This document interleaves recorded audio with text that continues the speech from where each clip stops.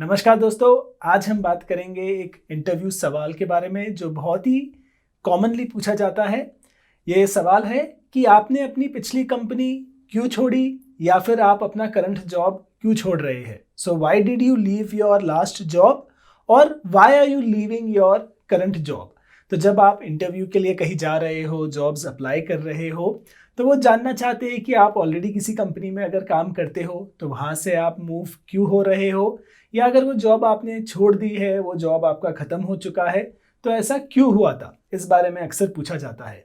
ये एक common HR question है, थोड़ा सा ट्रिकी है। इस सवाल का जवाब देते समय आपको कई चीज़ों का ध्यान देना है। आपको ना सिर्फ इस सवाल को अच्छे से डिफेंड करना है, मैं मानता हूँ ये एक अपॉर्चुनिटी है अच्छे मार्क्स स्कोर करने का इंटरव्यूअर के सामने। तो इसके बारे में मैं आपको पूरी डिटेल्स दूंगा। मैं आपको 4 सैंपल जवाब भी देने वाला हूँ इंग्लिश में इस सवाल के, और कई सारी बातें बताऊंगा इसके बारे में, कई सारे टिप्स शेयर करूंगा जिसे यूज करके आप इस सवाल को एकदम एस कर पाएंगे। लेकिन इन सबको हम जाने उससे पहले आप एक सवाल का जवाब मुझे दीजिए। क्या ऐसे अच्छे वीडियोस आप देखना चाहते हैं हमेशा, तो प्लीज़ चैनल को सब्सक्राइब कर दीजिए, बड़ी मदद हो जाएगी और मैं ऐसे ही अच्छे वीडियोस आपके लिए बनाता रहूँगा। ये एक क्लासिक एचआर क्वेश्चन है जो पूछा जाता है इंटरव्यूज़ में, और अक्सर मैं भी पूछता हूँ। इसको पूछने का एक रीज़न ये है कि एक कहावत है अंग्रेजी में कि the way you do one thing is the way you do everything. मतलब आप एक तरह जो चीज़ करते हो, आप हर चीज़ को उसी तरह करते हो। इसको अगर हम जॉब्स में अप्लाई करें तो बड़ी सिंपल सी बात है, आपके एक जॉब में जो एक्सपीरियंस रहा है, जो प्रॉब्लम्स आई है, या जो भी सिचुएशन रहा है, बहुत ही हाई चांस होता है, अच्छा चांस होता है कि वो सेम प्रॉब्लम्स और सेम चीज़ जो है अगले जॉब में भी रिपीट होगी। तो जैसे कि मैंने देखा है, कई लोग जो है वो किसी एक चीज़ के बारे में अपने एक करंट जॉब में कंप्लेंट करते हैं और वो उसी लाइंस पे कुछ ना कुछ और अगले जॉब में भी ढूंढ लेते हैं कंप्लेन करने के लिए। तो ये जो है एक कॉमन ट्रेट पता करने के लिए कि क्या ये एक प्रॉब्लम एम्प्लॉय हो सकता है, क्या इस एम्प्लॉय के जो एम्बिशंस है, गोल्स है, वो कंपनी के गोल्स के साथ कहीं कॉन्फ्लिक्ट हो सकते हैं, ये जानने के लिए इस सवाल को अक्सर पूछा जाता है। तो एक क्लासिक एचआर सवाल है, डरने जैसी कोई बात नहीं है, लेकिन आपको इसका जवाब अच्छे से देना ज़रूरी है क्योंकि आपके करियर ट्रेंड को ये दर्शाता है। सबसे पहले मैं आपको बताता हूँ कि इस सवाल में क्या नहीं करना है, जिससे आपके इस सवाल में फेल होने के चांसेस नेक्स्ट टू 0 हो जाएंगे। इस एक चीज़ को अगर आप अच्छे से इंटरनलाइज कर लेंगे तो यह है कि पिछला जो आपका जॉब है, पिछली जो कंपनी है, पिछला जो आपका बॉस है, पिछले जो आपके कलीग्स है, इन्हें क्रिटिसाइज नहीं करना है। आपको इनकी बुराई नहीं करनी है, इनके बारे में कुछ आपको नेगेटिव नहीं बोलना है। उनसे अगर आप गुस्सा हो, आपका कोई झगड़ा था, तो उसे बस इमोशनली इस इंटरव्यू में सामने नहीं लेकर आना है। अगर आप अपने पिछले बॉस के बारे में कंप्लेंट कर रहे हैं या फिर आप ऑफिस पॉलिटिक्स के बारे में कंप्लेंट कर रहे हैं, तो इससे बड़ा सिंपल ये एक फीलिंग आ जाती है सामने वाले को कि ये एक नेगेटिव पर्सन है, या सामने वाले के पास तो कोई तरीका नहीं है ये वेरीफाई करने का कि वहाँ सच में ऑफिस पॉलिटिक्स था या आप में कोई कमी थी। बट सामने वाला बस ये देख सकता है कि आप अपनी पिछली कंपनी के बारे में कुछ बुरा कह रहे हो। इसका मतलब आप यहाँ से निकल के जब दूसरी कंपनी में जाओगे या कंपनी के बाहर जाओगे तो इस कंपनी की भी बुराई कर सकते हो। तो ये कौन देखना चाहता है? ये विजुअली अच्छा फील नहीं देता है, भले ही आपकी बात सच क्यों ना हो। इसीलिए एक प्रोफेशनल को अपने पुराने नेगेटिव एक्सपीरियंसेस को दबा देना चाहिए और एक पॉजिटिव आउटलुक लेके नए जॉब की तरफ जाना चाहिए कि ये एक न्यू स्टार्ट है, let me be positive about it. तो आप अपने बॉस की, कंपनी की, पॉलिटिक्स की, कलीग्स की, किसी भी चीज़ की जो है बुराई करने ना लगिए एक नए जॉब इंटरव्यू में। अब एक चीज़ जो है इसमें थोड़ा सा डाउट में है, वो है कि आपका वर्कलोड अगर बहुत ज़्यादा था, या वर्कलोड से स्पेसिफिकली मैं कहना चाहता हूँ कि आपसे बहुत ज़्यादा टाइम तक वहाँ काम कराया जाता था। जैसे कि रोज़ रात को आपको बहुत ज़्यादा लेट हो जाता था, 11 बज जाते थे, 12 बज जाते थे। वैसे भी कई सारे कैंडिडेट होते हैं। तो क्या इस बारे में आपको बताना चाहिए अपने नए जॉब में? तो ये बताने में वैसे जनरली जो है एचआर्स या रिक्रूटर्स इसे भी डिस्करेज करते हैं कि ऐसी भी कोई बुरी चीज़ ना बताओ। मैं मानता हूँ कि अगर ये प्रॉब्लम है तो ये फिर भी एक थोड़ा जेन्युइन रीज़न है, इसे बता देना चाहिए कि ये मेरी प्रॉब्लम है जिसकी वजह से मैंने इस जॉब को छोड़ा। क्योंकि बड़ी सिंपल बात है, अगर उस वजह से आपने जॉब को छोड़ा था और इंटरव्यू में आप ये चीज़ बता रहे हो, तो आप बहुत सिंपली कह रहे हो इसको कि आपकी कंपनी भी अगर ऐसी है तो मैं राम राम करके भैया आई विल लीव।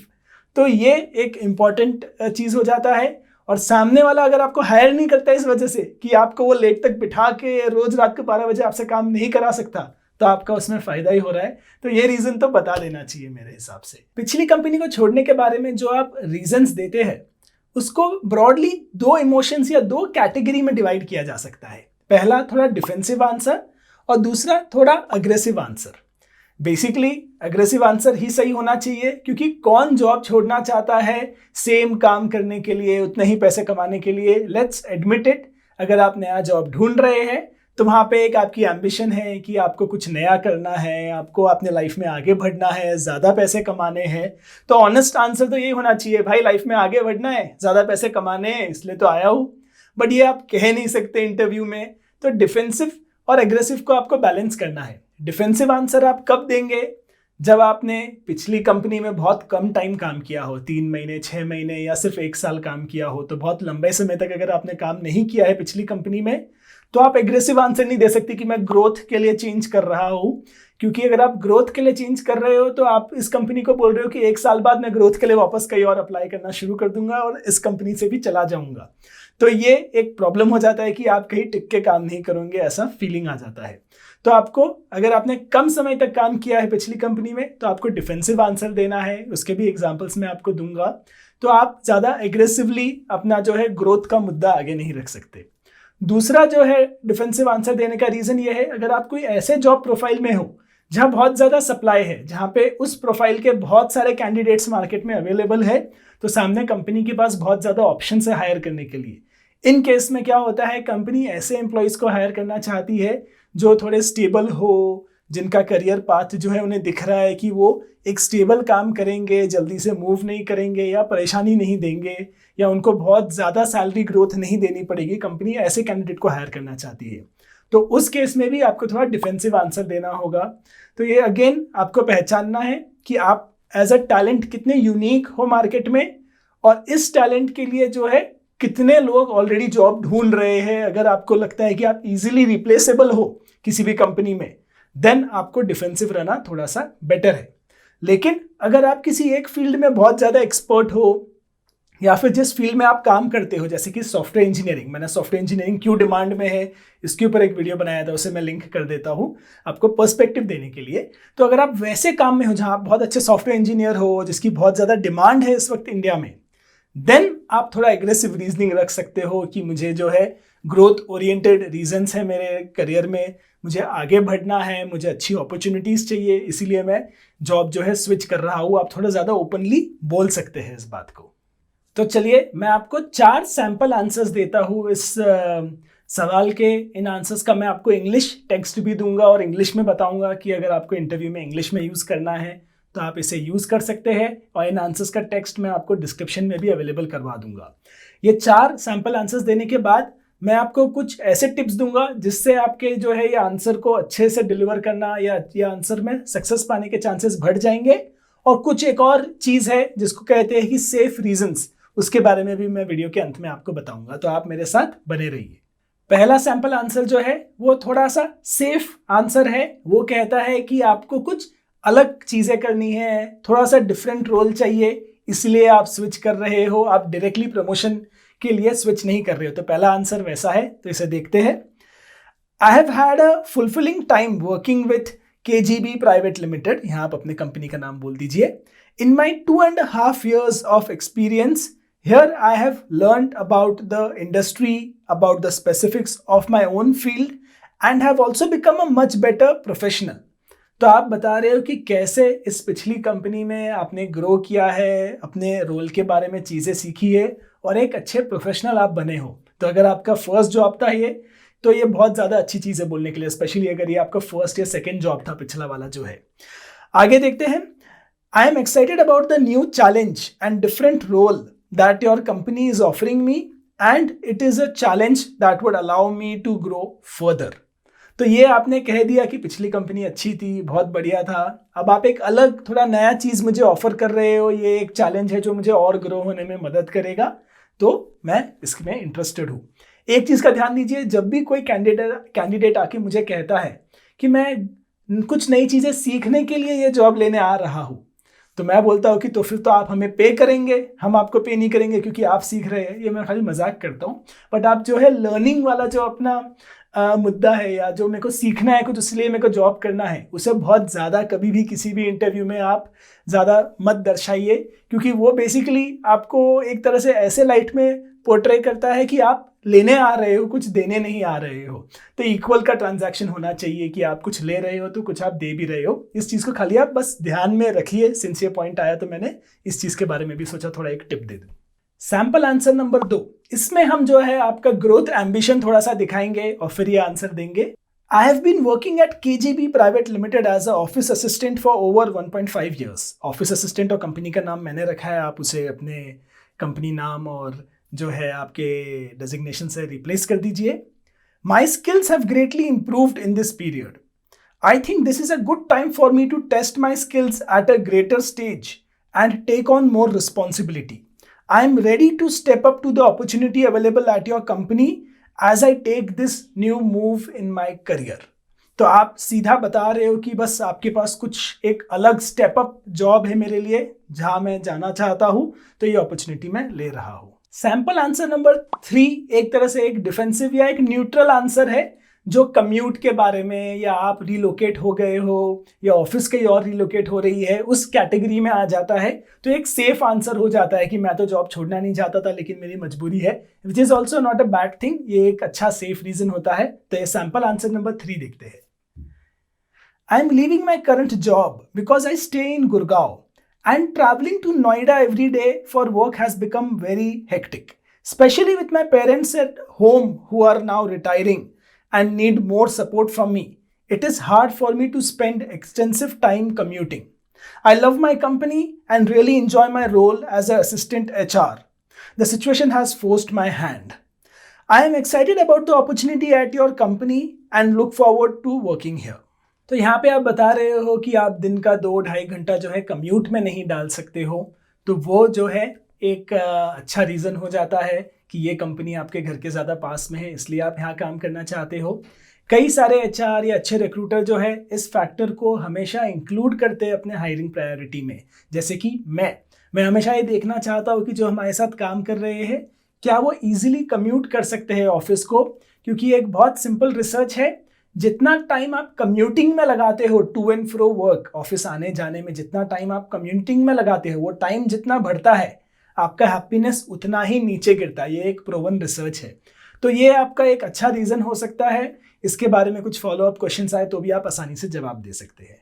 अब सैंपल आंसर नंबर 4 जो है वो भी एक इम्पॉर्टेंट आंसर है, एक अच्छी रियलिटी या इम्पॉर्टेंट रियलिटी है लाइफ की, कि कई बार आपकी जॉब जो है वो ले ली जाती है, आपको काम से निकाल दिया जाता है, आपका ले ऑफ हो जाता है, basically if you are fired, तो उसका जवाब कैसे दें। ये एक थोड़ा सा टफ सिचुएशन हो जाता है।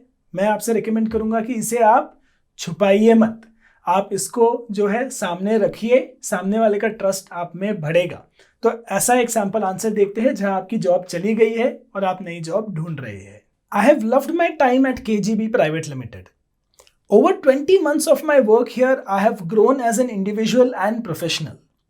However, due to the impact of COVID-19 on our business, the company had to go into cost-cutting mode. This is where I have lost my job. The company has assured me that as soon as they are hiring again, I would be reconsidered on priority, but the timeline for the same is uncertain. This has pushed me to go out of my comfort zone and look for new opportunities where I can begin a new phase of my career.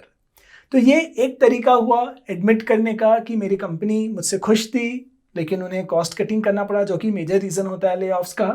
उन्होंने मुझे कहा है कि वापस opening होगी तो वो मुझे हायर कर लेंगे, लेकिन इस वक्त मुझे नए ऑप्शंस ढूंढना पड़ेगा क्योंकि वो कब होगा मुझे पता नहीं है, इसलिए मैं कुछ नया ट्राई करने निकला हूँ। अगर आप थोड़ा सा अलग टाइप का प्रोफाइल भी ट्राई कर रहे हो तो ये आंसर अच्छे से फिट हो जाएगा, क्योंकि ज़रूरी नहीं है कि आपको same as it is same role मिल जाए कहीं पे। तो ये अगर आप फायर्ड हो, अगर आपका ले ऑफ हुआ है तो आप ये आंसर यूज़ कर सकते हैं।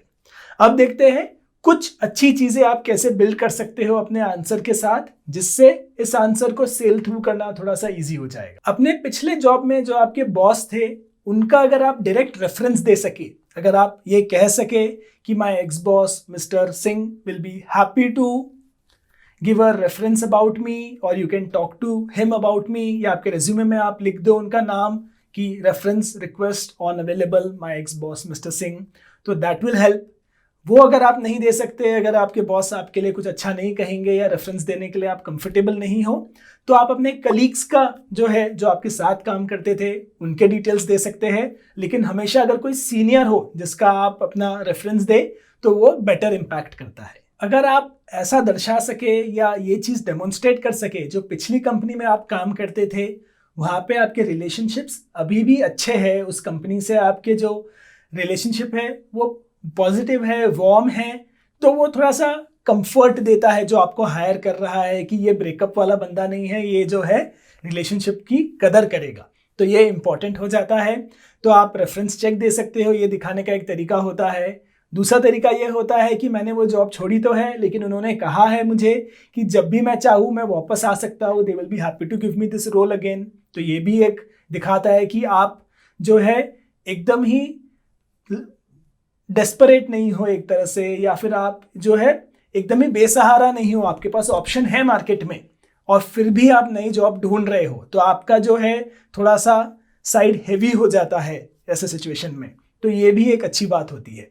लेकिन ये चीज़ का ध्यान रखिए, आपकी पिछली कंपनी से आपका जो प्रोफेशनल एंगेजमेंट है वो ख़त्म हो चुका है, या जो भी आपका फाइनल डेट है उसको ख़त्म हो जाएगा, ये बात का भी आप ध्यान रखिए। अगर आप ऐसा दिखा दो कि बस उनको कुछ हेल्प चाहिए होगा तो मैं वीकेंड पे उनके लिए काम कर दूंगा, या मैं अभी भी उनके लिए कोई प्रोजेक्ट पूरा कर रहा हूँ जो पार्ट टाइम है, ऐसा अगर आप दिखाओगे कि क्लीन ब्रेक नहीं है आपके पिछले कंपनी से आपका, तो फिर गड़बड़ हो जाएगी। ये नहीं होना चाहिए। एक वार्म रिलेशनशिप का मतलब ये नहीं कि आप अभी भी उनके लिए काम कर रहे हो, तो उस क्लीन ब्रेक को दिखाना जरूरी है कि वो काम प्रोफेशनली एंड हो चुका है। कुछ न्यूट्रल या फिर सेफ रीजंस होते हैं जॉब चेंज करने के, जो बता के या जो रीजन होने की वजह से आप कभी प्रॉब्लम में जनरली नहीं आओगे। इसमें से एक होता है कि आप कहीं और रिलोकेट हो गए हो। पहले मैं गुड़गांव रहता था, जॉब भी गुड़गांव में थी, अब मैं नोएडा शिफ्ट हो गया हूँ, तो अब मुझे नोएडा में जॉब ढूंढना पड़ेगा। या फिर पहले कंपनी यहाँ थी, अब कंपनी कहीं और चली गई, वो मेरे लिए बहुत दूर है, मैं नहीं जा सकता।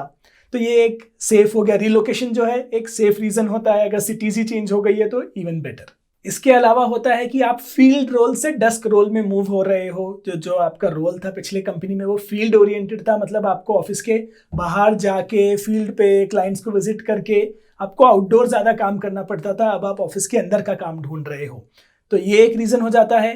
दूसरा रीज़न हो जाता है कि हो सकता है कि पिछले जॉब में आपको बहुत ज़्यादा ट्रैवल करना पड़ता था। कई ऐसे जॉब्स होते हैं जहाँ हफ्ते में आपको 2 या 3 दिन शहर के बाहर जाना पड़ता है काम से, तो आपको फैमिली से दूर रहना पड़ता है।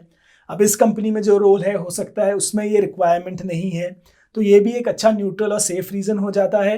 इसमें ऑफकोर्स ये रीज़न देने के साथ आप बता सकते हो कि आप ओकेजनली ट्रैवल करने के लिए रेडी हो, लेकिन ये जो इंटेंसिव ट्रैवल था वो मैं नहीं कर सकता, हफ्ते में 3 दिन 2 दिन उतना ज़्यादा मैं ट्रैवल नहीं कर सकता। ये आप अपनी नई कंपनी को बता सकते हैं। अगर ऑफकोर्स आपको पहले देखना होगा कि जो जॉब प्रोफाइल में आप यहाँ पे अप्लाई कर रहे हो वहाँ पे ये रिक्वायरमेंट ना हो। अगर यही रिक्वायरमेंट है और आप कह दोगे यही काम मैं नहीं कर सकता, तो फिर आपने गड़बड़ कर ली बेसिकली। और एक और सेफ रीज़न होता है जहाँ पे आप अपनी इंडस्ट्री ही चेंज कर रहे हो।